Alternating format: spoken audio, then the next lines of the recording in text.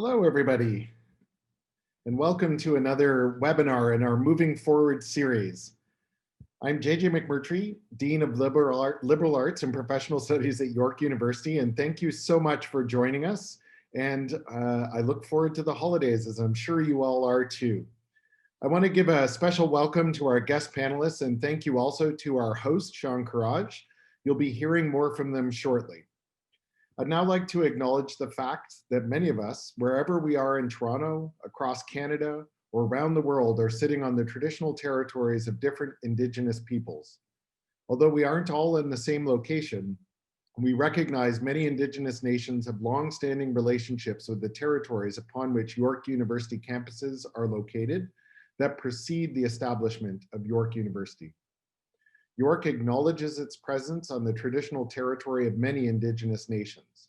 The area known as Takaronto has been caretaken by the Anishinaabe Nation, the Haudenosaunee Confederacy, the Huron-Wendat, and it is now home to many First Nations, Inuit, and Métis communities. We acknowledge the current treaty holders, the Mississaugas of the Credit First Nation. This territory is subject of the Dish with One Spoon Wampum Belt Covenant, an agreement to peaceably share and care for the Great Lakes region. So welcome again to our guests and to everybody joining us here on Zoom as we lurch towards the holidays. And welcome to our next chapter in the Moving Forward webinar series, which we will be continuing again next semester. During this panel, we will hear from 5 successful graduates of our economics department who have joined us to share their career journeys and to share life advice. If at any time you need help with this experience or have questions for the panelists about the content, please feel free to click on the Q&A button on the bottom of your screen. Our team is here and ready to help you. So that's all from me. Now I'd like to hand things over to Associate Dean Sean Kheraj, who will introduce our guests. Thanks so much, Sean, and thanks everybody. Happy holidays. Thanks, JJ. And welcome everybody to the latest in the Moving Forward session. As JJ said, we've got 5 alumni from the economics program who I am going to introduce to you now, starting with Jeff Hindle. Hey, Jeff, are you there? I am.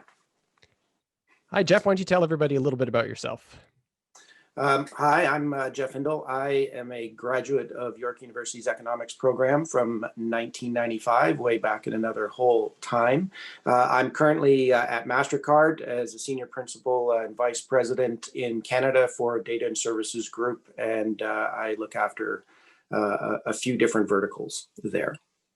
Excellent. I'm looking forward to hearing more about your work. We're also joined by Barry Kadoch. Barry.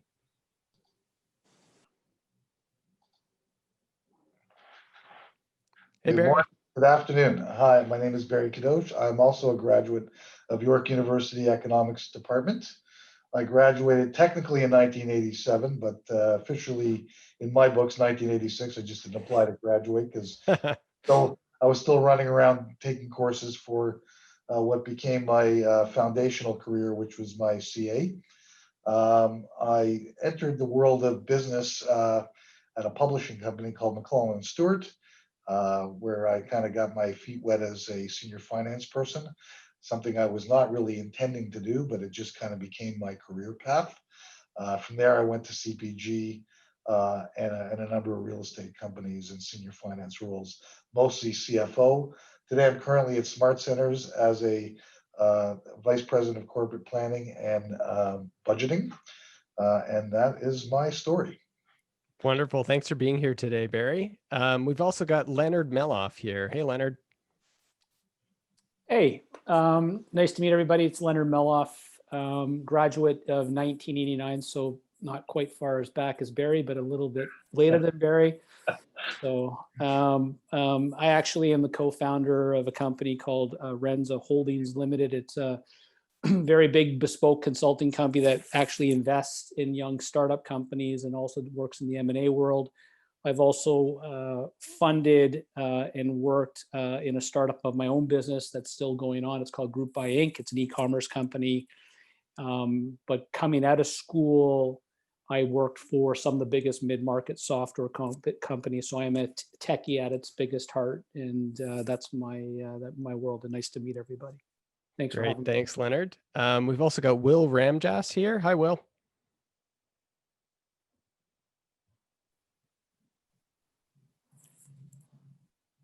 Hi, I was having some trouble with the camera there. Sorry about that. You're here now. Thanks for having me. Thanks for inviting me to this great panel so far. Also a graduate of the economics program way back, same year as Leonard, although I don't recognize you from class, Leonard, but That's the beard, Will. it could be. Also a graduate from 1989. I'm a lawyer. I've been a lawyer for the past almost 26 years, and I'm currently a director and assistant general counsel at McDonald's Canada. One of the many tenants of Barry's company, SmartCentres. Great to be here. I appreciate the opportunity, and can't wait to hear more from the students. Great. And our final panelist is Kashmera Self. Hi, Kashmera. Hi, everybody. I'm Tash. Nice to meet everybody. Graduated in class of 99. I am the AVP Strategy and Emerging Solutions Delivery under the Innovation umbrella at Interac. And everybody's like, that's a long title. What does that actually mean? I'm responsible for trying to figure out actually what's unfolding within the market and then try and bring some of that to fruition within the Canadian innovation ecosystem. That's my deal. And thanks for having me. Excellent. Well, welcome everybody. I'm going to get us started with a bit of discussion to learn a bit about, your backgrounds, how you ended up in the roles that you're in today. And then we've got our audience here. And for those of you who are watching, we have a Q&A tool that you can use down at the bottom of your Zoom screen to post your questions. And I'll start to pull some of those questions in for the discussion. We'll have a full Q&A as well. So we wanted to begin by talking a little bit about economics as a program and why you chose economics and then where you ended up. And I wonder if maybe Leonard could start us off there, giving us a little bit of insight of how you ended up in an economics program and then how you ended up where you are today. Yeah, that's a great question. So probably like everyone that's on the phone, listening to the Zoom call and also, the panelists here, I had no idea coming out of high school where I should be and what I should take. I didn't want to be a doctor. I didn't want to be a lawyer. Will, no disrespect there. And I didn't want to be an engineer. So, my family was steering me towards going to a business degree. And so I thought, okay, the best place to go would be in an economics major. That's what I focused on. Where I am today has nothing to do with my economics degree. And I think we'll get into this a lot later. And I think it's important for the students to understand. So I used this degree basically to get my first job. And that was really what it was truly about. And where this class is today, or if you're in your first year, second year, you guys should be thinking in a totally different manner. And we'll get into that later because it shouldn't be just focusing on school to get your first job and get an economics degree. It should be what you're passionate about and where it can lead you to. So I parlayed it into working for some pretty successful mid-market software companies, got some great equity stakes, got some exits. And then what it led me to where I am is I started my own software company with two other friends. 7 years ago, we hit it out of the park. The company's valued at north of 300 million today. I started a bespoke consulting company that helps young companies raise capital. And that's kind of where I am today, sitting here in I call the crow's nest as the third floor of my house as we were in COVID. And of course, the audience wasn't privy, but beforehand, I was pitching all my business ideas to Leonard, all of which were terrible. Cash, why don't you tell us a little bit about what brought you to economics and where you ended up? Sure. So economics, primarily, I'd say I started with liberal arts. I come from a very traditional family, and my dad had me pegged for becoming some form of nurse or something, but I know I have a terrible bedside manner. And so it was like business would be way too out there for him to get his head wrapped around, and liberal arts was like okay, I can get my folks on side, let me go down this path. It gives me lots of options. And so that was the thought process around it. And then economics, because I figured it would get my foot in the door in terms of understanding how this could be applied in terms of the business world. The one thing that I would say I walked away from in terms of my economics degree is the kind of critical thinking that you get to apply on a daily basis. And that applies in your professional life, yes, but also in your personal life. How can you look at things from different perspectives and then try and think about how you can apply it? I do a lot of scenario planning in my day-to-day job today and try and figure out how things potentially could unfold. The one thing that you really need to get your head wrapped around is there's never really one answer to anything.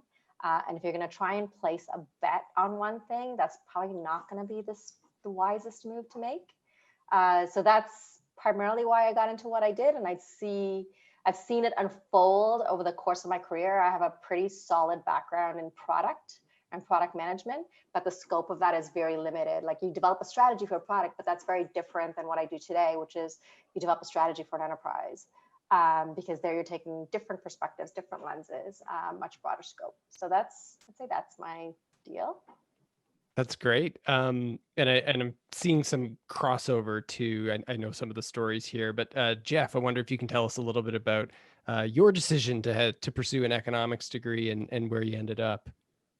Sure. So I studied economics at York University for two basic reasons. The first reason was it allowed me to take the broadest set of and the most diverse set of courses, actually. If I went to the business school, it was very structured. If I studied law, it was very structured. If I studied different areas, it was very structured. And economics allowed me to take a very wide set of courses. I studied accounting, I studied law, I studied economics, organizational behavior, strategy, all different kinds of things that I simply wouldn't have been able to based on how some of the other programs were structured. The second thing is I studied economics in addition to all the reasons that have been previously mentioned, is in that it gives you a very different view of the world, certainly as compared to some of the other, what I'll refer to as more focused programs.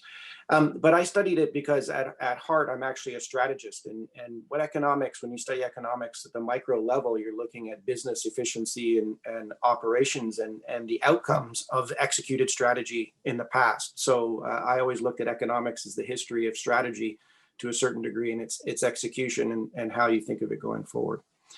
So that's, and I've used the skills that I garnered at York University up until last week. I was presenting an economics analysis to Aaron O'Toole in the Office of the Opposition in Canada, for instance. So it's stayed with me on that component.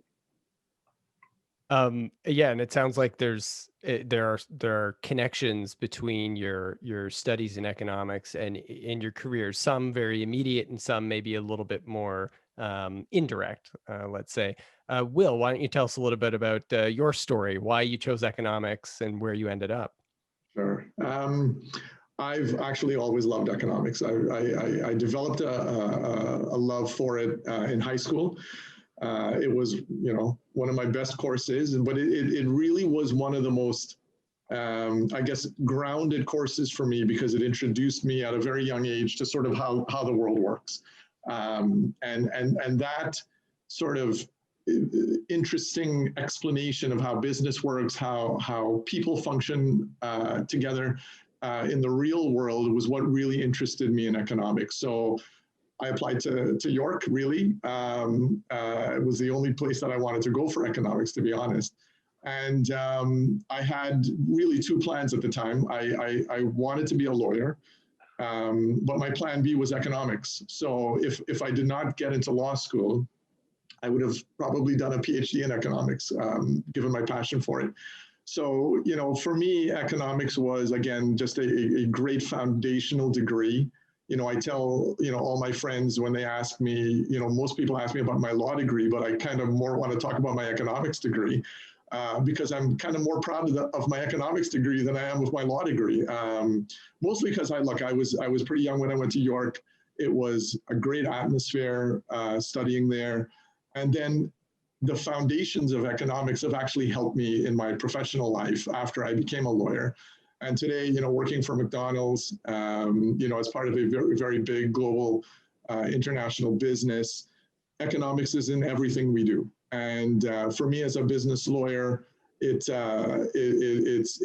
given me, again, huge foundational grounding in the business world And I know I'm sort of not, going into any sort of depth of detail.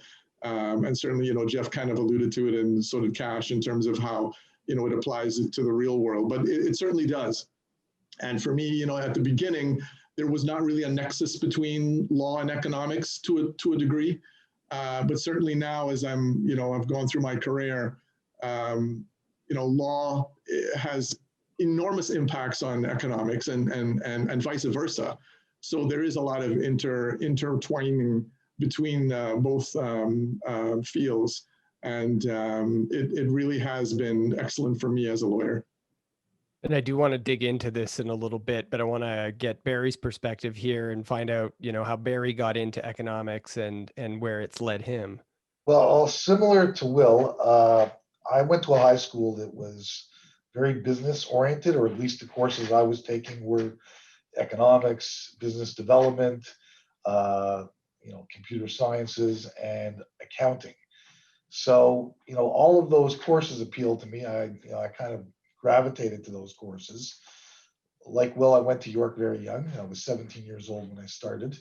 So, and I had to navigate that bureaucracy, with really no guidance. So, I obviously naturally gravitated toward economics, thinking it would be great foundational learning, still not really understanding where I was going with my career or if I was going to have a career in the business world at all, because prior to my entry to York, I was very entrepreneurial and kind of had my own businesses running since I was like 14, 15. So, I was still trying to round out, my knowledge base, and figured economics would be a good starting point. From there, it kind of ballooned into more finance-driven type courses, which I did my CA. Again, not expecting to wind up in a CFO type role, but things happen. So you kind of gravitate towards what you seem to be able to do best.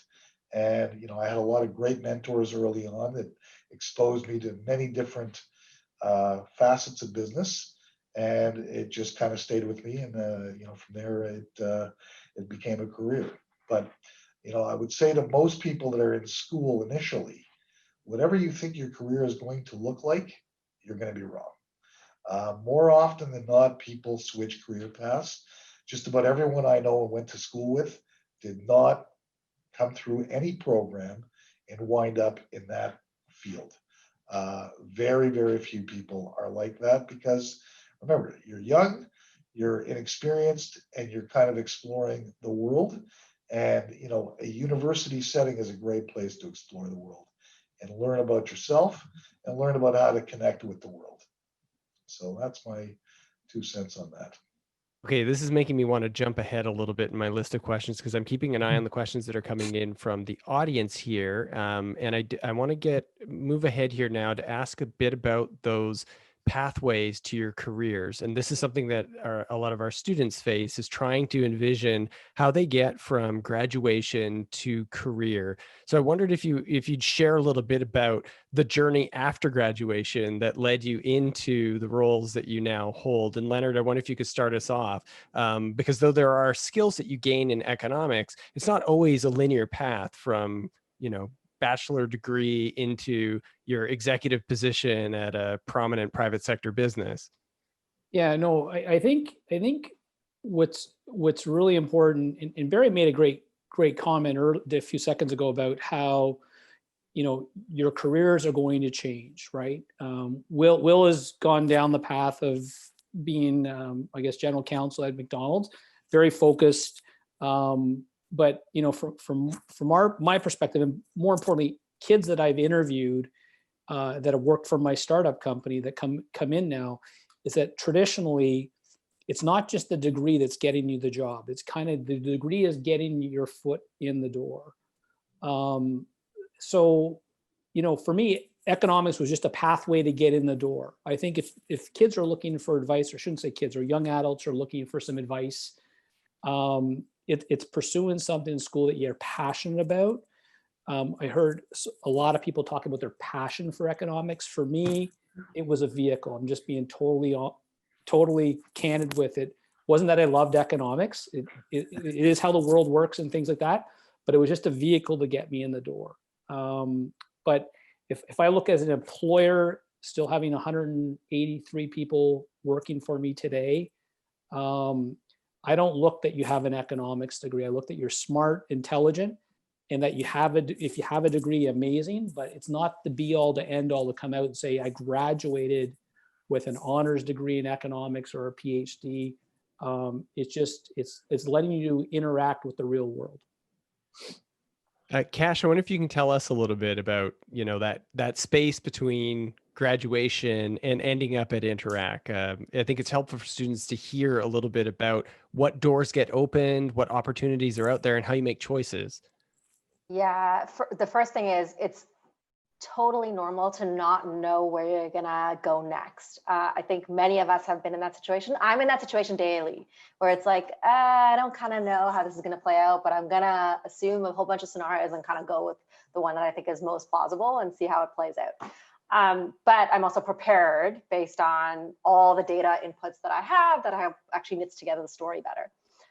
In terms of my journey, so there's a lot of opportunities I find that universities provide in terms of like, what are the big organizations that are going through recruitment on campus? I think that's the first area that, is a great place to start. A lot of the larger organizations, people assume that if you're going to go with a larger organization, you've got this big brand behind you, and that's a great place to start. And yes, it is for some, because it gives you a lot of that foundational stuff where you can take what you learned in school and apply it. So that's definitely one area. You could go down the path. So I had worked at Deloitte, but this was like in '99 when there was the .com stuff going on. And so they had invested in a bunch of startups. And so I was like, oh yeah, this is great. I'm going to go down this path. This is the way to go. And yes, I got a lot of the foundational stuff in that first year, but then I also realized, oh my gosh, it requires, and I love to travel, but not for work. That is not fun travel for me. So very quickly I realized, okay, this is what I like. This is what I don't like. And so I think it's equally important that you kind of start to filter through that process as you figure out where you want to land next. And the only way you'll really know what works and doesn't work for you is if you try it out. A good thing to exercise, for example, in your neighborhood, when you go for a walk, we typically all walk in the same direction or the same path. We know the route that we go, and we go through it on a daily basis, weekly basis, whatever the case may be. Try going a different route. You'll be surprised at what you actually see when you go a different route. And so it's kind of like that also as you're pursuing your career and what you want to do next. Yes, there's the one that you should do, but then there's the one that you're like, a little uncomfortable, not quite sure if I should be doing this. Really, at this point, you're young. You don't have as much to lose, so take the risks. So that would probably be the approach that I took, and I would encourage others to take, because the big consulting firms and all that, yes, is one avenue, but the other avenue, if you feel like you're more of a hands-on kind of practical, let me get my feet wet and I don't quite know what I want to do with this, startups are a great place to do. We've got a huge number of organizations that we could tap into. There's Mars, there's Communitech, all those like hubs. There's a ton of organizations that you can tap into to figure out, okay, I don't quite know what I want to do, but I know if I go with a smaller organization, I'll get to wear multiple hats, try out a bunch of different things. And then again, you go through that filtering process. Worked, didn't work, let me move on to the next to figure out how I want to try it next. I get to review the work term reports of students who go on internships, and I see exactly what you said, everything from the student who tries out a position and realizes this is not at all what I wanted to do. I thought this was going to be my career path, and when I actually got to test it out, I didn't actually like it. To the student who says like, this is what I thought I was going to do, and I love this, but now I know I actually need to pick up more skills in this area if I want to be successful or to seek advancement in this career path. So that I think is like a really important lesson during your studies as well as after your studies is testing things out, and you're not tied into one path. Did anybody else want to add in on this in terms of pathways from graduation to career? Will or Barry or Jeff? Well, I can give you a couple little thoughts. My first job, real official job, after my graduation, was in a public accounting firm. And the kind of work that I was given was really not that exciting. And I was making a fraction of what I used to make in a summer in my entrepreneurial business. So I had a lot of things rushing through my head all at once, but the point of all this is, you have to have some degree of patience and some degree of, intestinal fortitude to kind of make it through, the initial foundational stuff that you're going to have to go through as a, fresh graduate with very little experience and, probably a lot of energy and a lot of, willingness to do things. But, you're going to be tested first, and you're going to have to prove yourself, and you're going to have to be patient. And hopefully, I was lucky that, I had a couple of good bosses that I could approach and said, I went to them and I said, I'd like to be more challenged. And fortunately, they let me be more challenged, which was a blessing and a curse, but it set me on the path that I ultimately landed on. I have to say something. Intestinal fortitude? What? I've never heard that. Actually, I'd like to add something as well. I would say two things. So I do sort of believe in the idea of do what you love. And if you do what you love, you'll do it well, and money will come. The real part about that is that if you're doing what you're interested in, you're organically learning about it all the time. You're reading articles, you're noticing newspapers or news pieces, that type of stuff. So you're constantly learning whether you're aware or not, if you're organically interested in the subject. And the second thing is what Barry referred to a second ago, and I often say 80% of everything is luck. The other 20% is knowing when you're lucky. One of the great things about economics is that in the background of learning sort of this broader view of things from different lenses, your probability of knowing that you're lucky is a bit higher because you can see the world from many different perspectives at the same time as part of the education. And by that, Jeff, do you mean being able to recognize like when there's a good opportunity, when you should maybe leap on something that is emerging? Or get the heck out. Yeah. It's economics is fundamentally about trends and where is the momentum, where is the trends, and where is it going? And that's applied to the global economy. That's applied to businesses. That's applied to business units.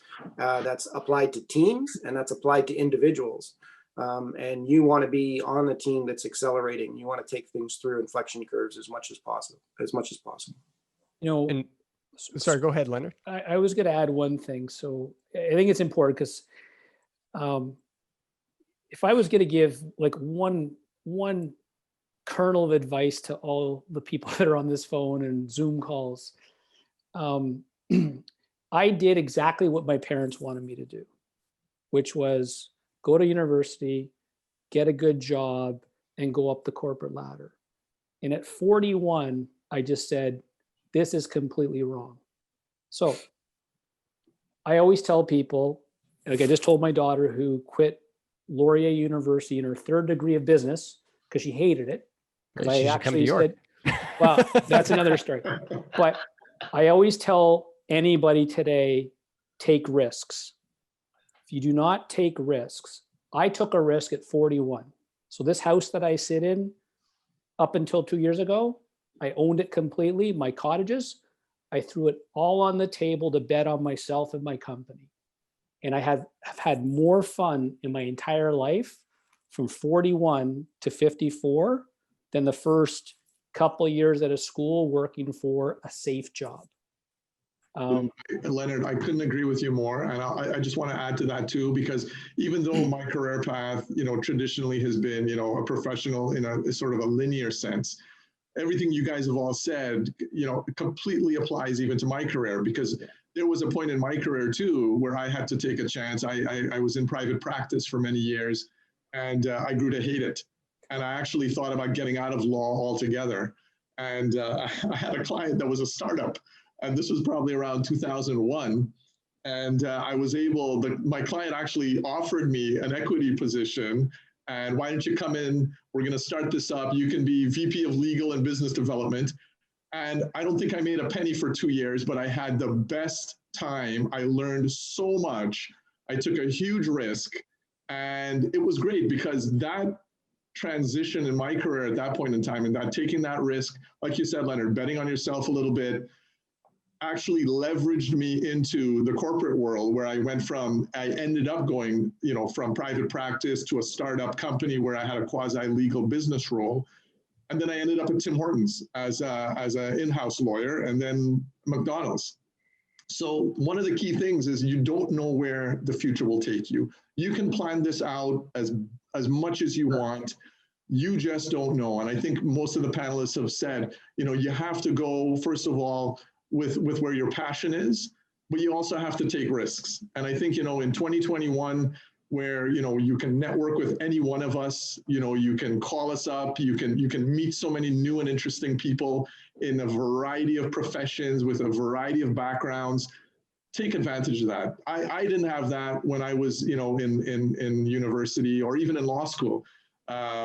We didn't have, LinkedIn. We didn't have the social media that the forms of connections that we have today. And I think for a student, where you're trying to figure out, what is my career path? How am I going to leverage my economics degree? And I talk about opportunity cost all the time. So one of the biggest things that I took away from economics is opportunity cost. Take advantage of the technology and social channels we have, and connect as many people and broaden your horizons, because there's a lot you can do with an economics degree. It doesn't have to be, teaching economics. You can certainly leverage that into a career that is going to be very rewarding. So we're getting lots of questions in from students. So I want to make sure we get some of these in here, and they're going to cover some of the areas where we were expecting we might end up going. Barry, you wanted to add one more thing? Just a small thing. Basically, everybody's said this in the same way. And, I've always been one to swim upstream instead of downstream. I've had a lot of friends of mine make comments about it, and I've always wound up being right. And they were, wow, I didn't think that was going to work out that way. One of my friends who's, I met in the economics program is probably listening, and he'll understand exactly what I'm talking about. I did my CA when I was in industry. I didn't do it when I was in a public accounting firm, which was not conventional and was not recommended. So what I would suggest to everybody is do what you're comfortable with, but don't be afraid to step outside the norm, because there is no norm. The norm is what fits in your world. So we are getting questions from students about courses and course selection. There's a couple of students who've been asking about what kind of courses did you take? Did you specialize anywhere? And do you have recommendations for what you think current students should be looking at, or what you wish you had taken as an undergraduate student? Hey, Jeff made a great comment earlier about why he chose economics, which was allowed us, or us young kids when we were in university, it would allow us to take other courses like psychology or history, or even walking down to Stone College and taking some sports courses, which I did once a couple of times. And but I think that's probably the most important thing, is this program allows you not to just be like laser focused on one platform. It allows you to go elsewhere. The only thing I would suggest is, if you're not passionate, economics doesn't have to be your final calling, right? And getting back to Jeff's point, you could go down another path, taking some other courses that say, I'm more interested in psych, or I'm more interested in some sciences, or sports, or sports psychology. So it allows you to kind of go off in different tangents. Yeah, and especially in our economics program, you can also combine with other programs. So you could be minoring in something if you discover a course that you are passionate about and you realize, actually, I am kind of interested in English literature. I can minor in English literature and do your major in economics, or move completely out of it and transfer into a different program. Which maybe doesn't sound like something we should be saying, but actually it's very true for many students. They start in one program that they think it's the place they're supposed to be, or maybe it's the place that their parents felt they needed to be in, but they discover that their interests lie somewhere else, and that they should have that opportunity to follow those pathways. Any other course recommendations? I don't know if people want to talk about micro and macroeconomics and the utility of these as tools in your future careers. Well, I'm a big fan of micro. I'm a big fan of opportunity cost. I've worked at several banks, and quite frankly, sometimes I'm the only person in the room that talks about sunk cost and who cares and the marginal value of something. The one I was just going to give, and sorry, Will, for jumping in. The one little bit that if I think back to when I went to school that I probably would have spent a little more time on is either organizational behavior or human psychology. You know, certainly what I've learned after all of these years of working and you know, by way of background, I've had 4 of my own startups. I've worked for most of the major banks and been responsible for stuff in 55 countries. And I can say that the challenge and the opportunity is always people. So if you have an opportunity to take courses that teach you about people and their behavior, I would strongly recommend get in at least 1 or 2, because in execution, everything comes down to people. Great point. Go ahead, Yeah, and Will. there's lots of choice in that as well. There's courses in econ that will lead you down paths of understanding behavior. There's also courses in psychology, human resource management, sociology. Sorry, Will? Yeah, no, I couldn't agree more. You know, I'm still a fan of both micro and macro, but I think I was maybe a couple of courses short of minoring in psychology. And to be honest, Jeff, you hit right on the head. I think in the career I'm in now, and you know, in the company that I'm in now, people are the key to every business. And if you can get organizational behavior, some, you know, human resourcing, the psychology piece behind it, it layers into everything we do. Every business decision layers into, you know, people. And your people are your resources, and you know, economics is all about resources and application of resources. And I can say, you know, for a fact that early on in my career, I did not give that input, the people input, as much credit as I do today. Like, I think people are number one, and if you can get some you know, university grounding in that, you do yourself a lot of help for later on. I think one like if you look at micro, macro, or whatever, but if I'm going to give any advice on critical thinking, a lot of people stay away from it because they get scared of it, how tough the course is, econometrics. That is probably the best class that, and I'm not sure if the panel took the class or not, but I remember when we started it off, we got dared into it. There were 31 people who showed up, and we graduated with 6 people in the class in my graduating year. It's probably the best class you could ever take in your life if you just want to learn about how models work, the economy works. And I encourage anybody sitting on this this podcast or whatever we want to call it to take that class, because it'll make you a better person in business career. I'm just scanning the attendee list to see if any of our profs who teach in econometrics are here. I'm hearing them jumping for joy as you're speaking.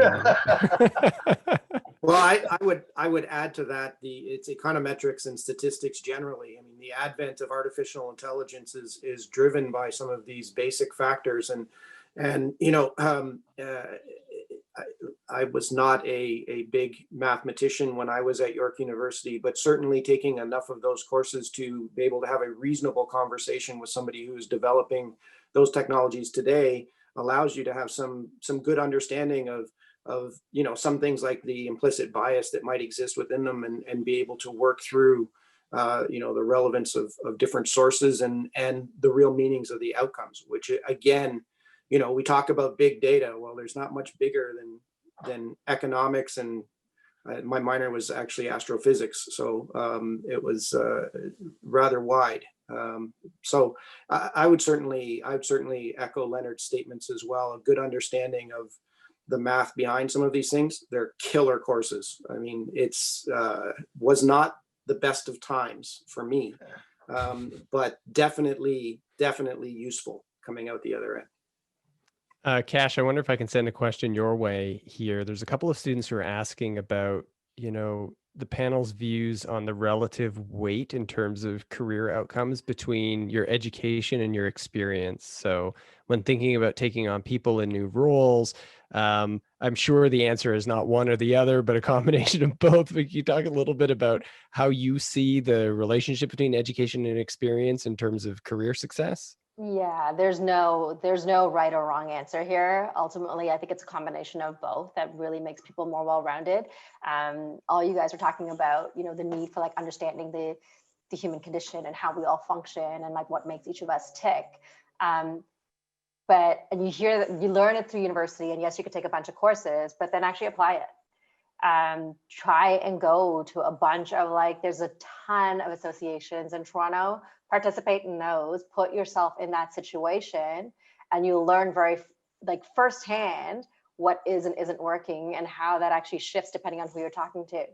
All of you were also talking about a bunch of courses you could potentially take that would make you more well-rounded: econometrics courses, stats courses, organizational behavioral kind of courses. I would actually say another one would be like technology focused or courses like computer science courses, because if you are able to become that translator between business and technology, that is a secret sauce that not many have. And if we're able to do that well, you're actually able to really move things forward, so that you take an idea that probably seems a little out there and you make it real by being able to speak to the business folks, as well as being able to you look at the engineers and saying, how do you actually do this? How do I make this happen? I don't need to know how you code it, but tell me how you actually bring that to life.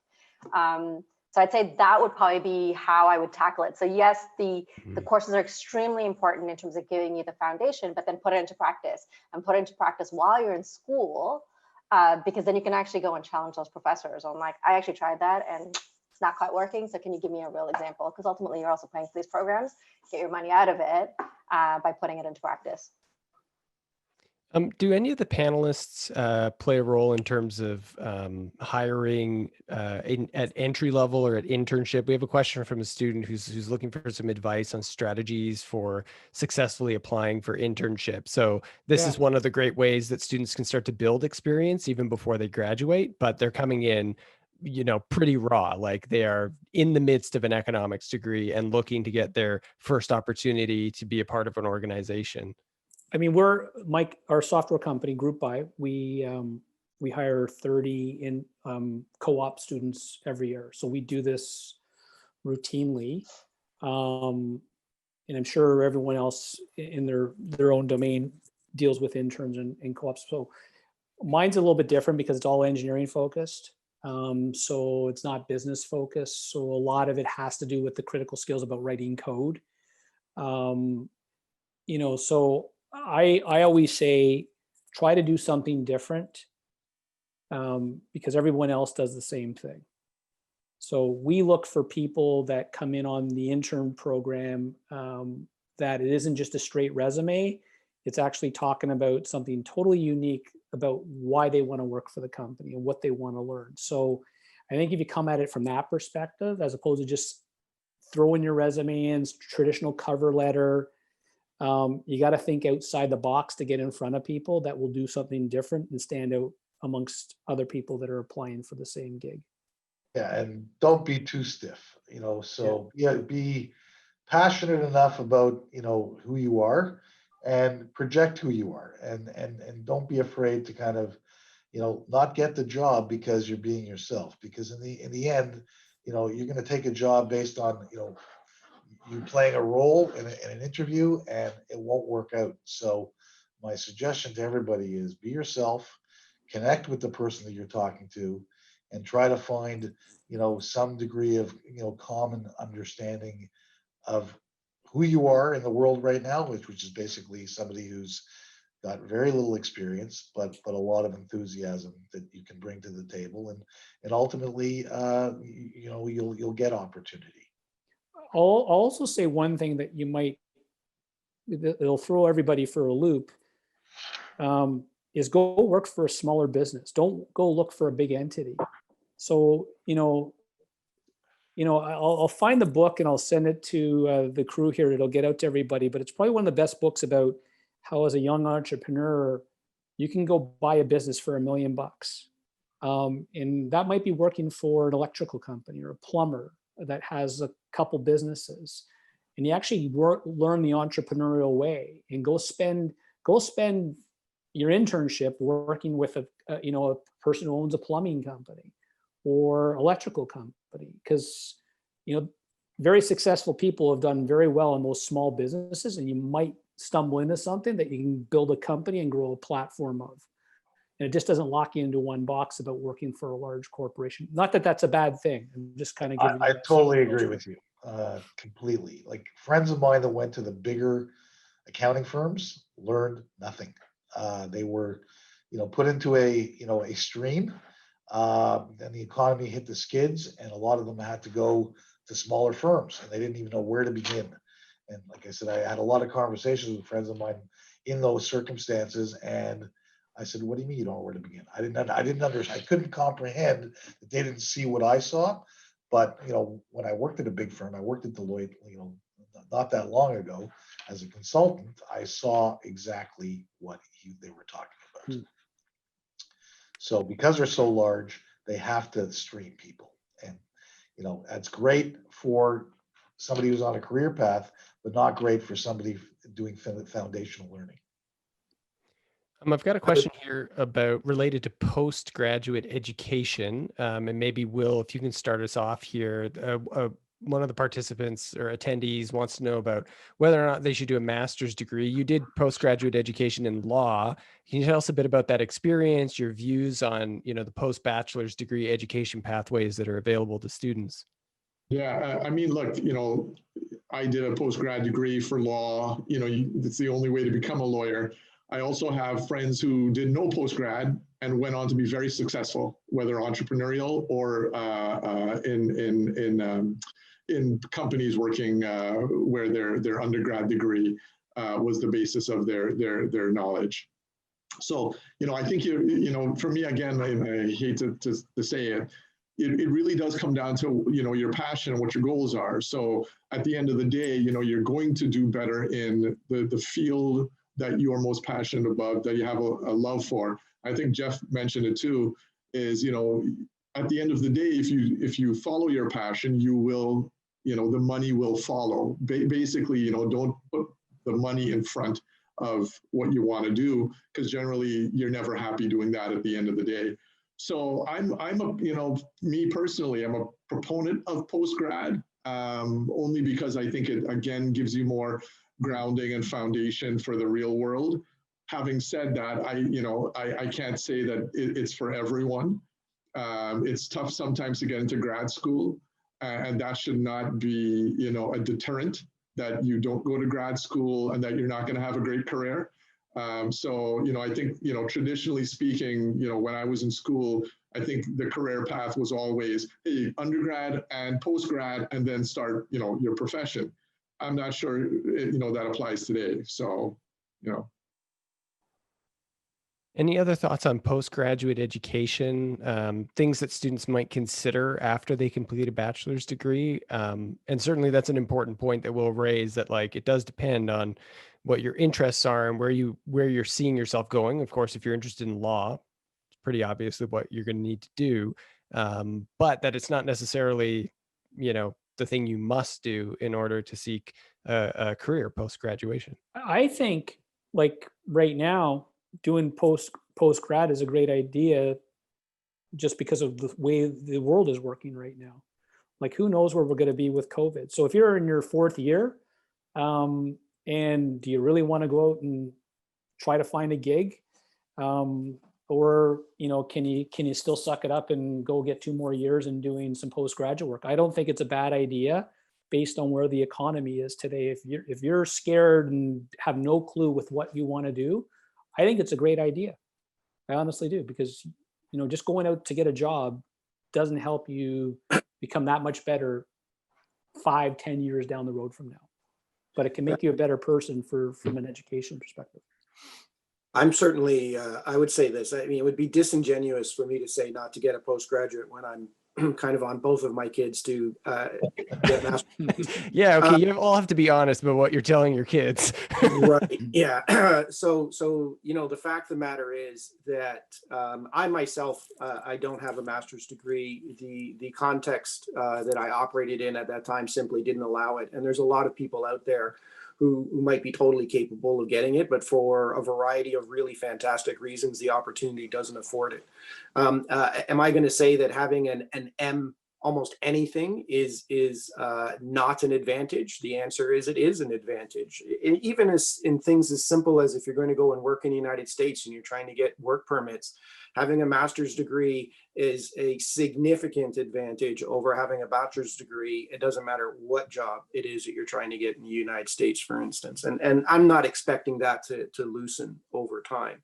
So certainly the 2 cents of free advice I'd give you on that one is if you have the opportunity to do that, you should consider it. I would recommend you don't take too much of a space between the undergraduate degree and the master's degree. It's always harder to go back, I think, and particularly as life moves on. But it would be definitely disingenuous for me to say not to get it. Now, I have said this privately, and I will say this more publicly at this point. If you've done a good economics undergraduate degree and you pursue a master's degree in business, I hope that you don't learn a heck of a lot more there, because you should have gotten a fantastic understanding from your undergraduate degree.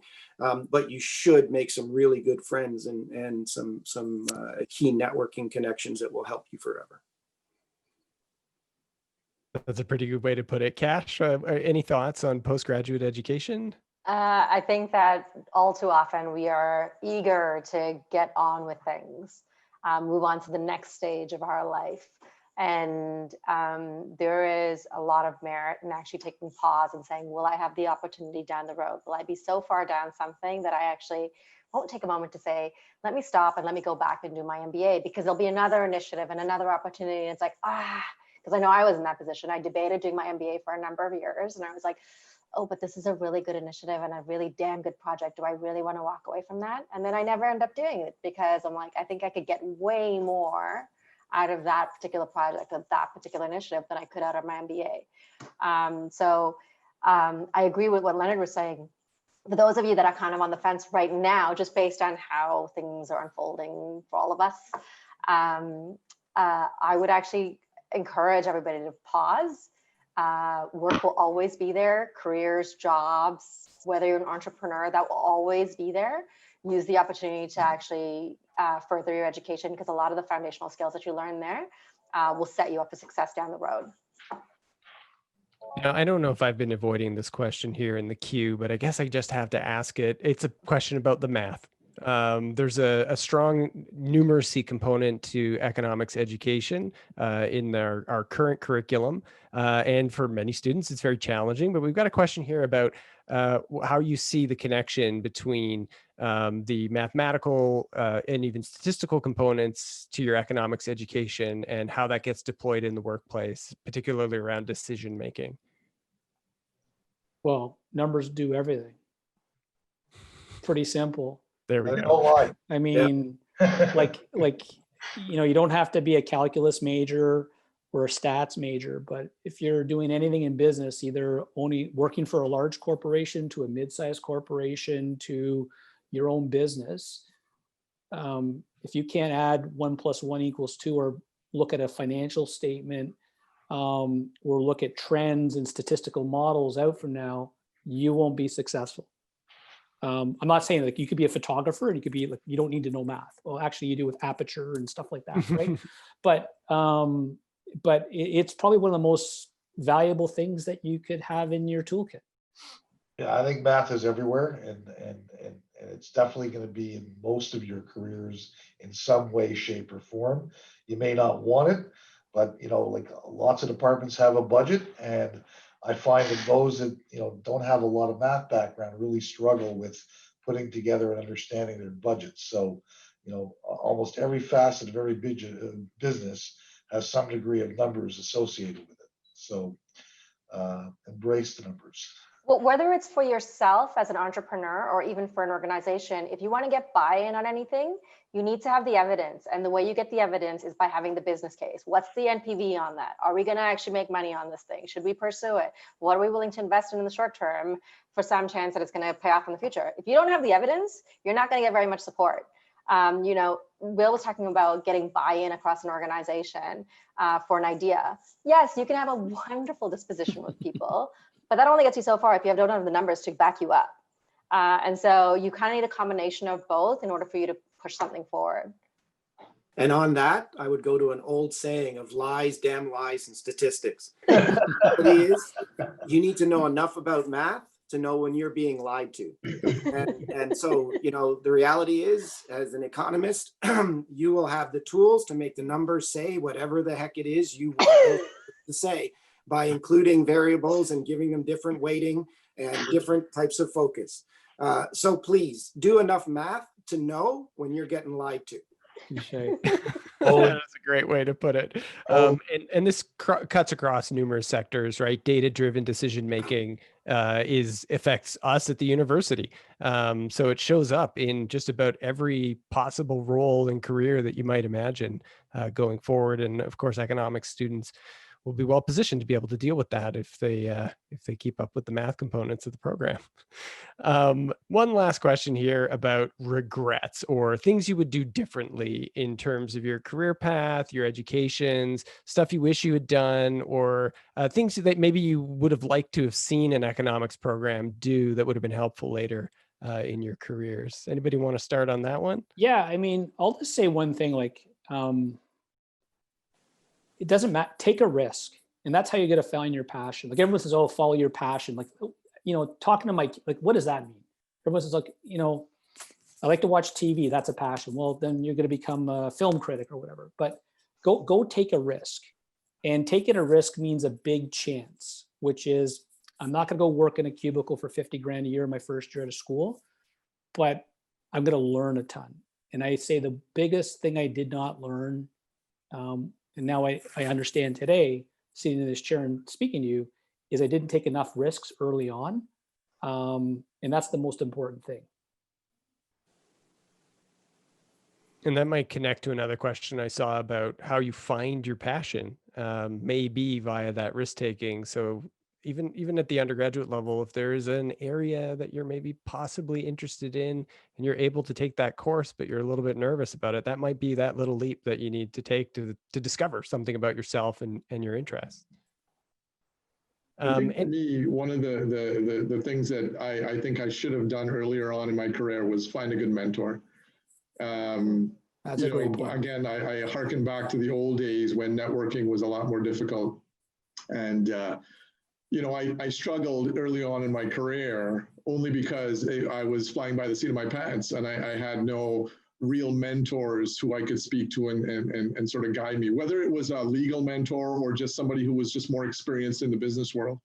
And I really encourage students now to sort of, you know, reach out and get somebody who they can speak to about their careers or about, you know, their professions, and have a mentor on your side that can, you know, give you some answers when you have some tough questions. I wish I had done more of that when I was a younger lawyer. That's a great point. Well, I would definitely add into their, you know, Will's point of networking. And today it's a lot easier with things like LinkedIn and stuff like that. By the way, make sure your LinkedIn is tight and working, because that is the first place anybody's going to look when you put your name forward on something. So make sure that's always good. But, you know, you never know what happened with your classmates and what they've done and when they can be helpful. And I'll tell you, 95% of people, when you call them, will answer the phone and they'll talk to you. Yeah. And you know, they can introduce you to somebody who could change your life. So make friends, try to keep them, even if it's, you know, through social media. I think that's the thing that I would have focused much more on when I was there. Well, I hate to say we're out of time, but we are almost at 1 o'clock. This was such a great discussion, and I hope that we were able to provide some answers to the questions that came in through the Q&A. And thank you to everyone in the audience who joined us here and for proposing some questions here to the panel. I want to thank everybody on the panel for spending some time with us this afternoon, sharing a little bit about your experiences and your knowledge. And just keep an eye out in the chat. We're putting up a link for information about where you can find out about the future moving forward webinars that are going to be coming up in the new year. So thank you, Cash. Thank you, Leonard. Thank you, Jeff. Thank you, Will. And thank you, Barry, for joining us here at Moving Forward. And thanks, everybody, for coming. Thank Thanks, you. Sean. Good luck, Bye, everybody. everybody.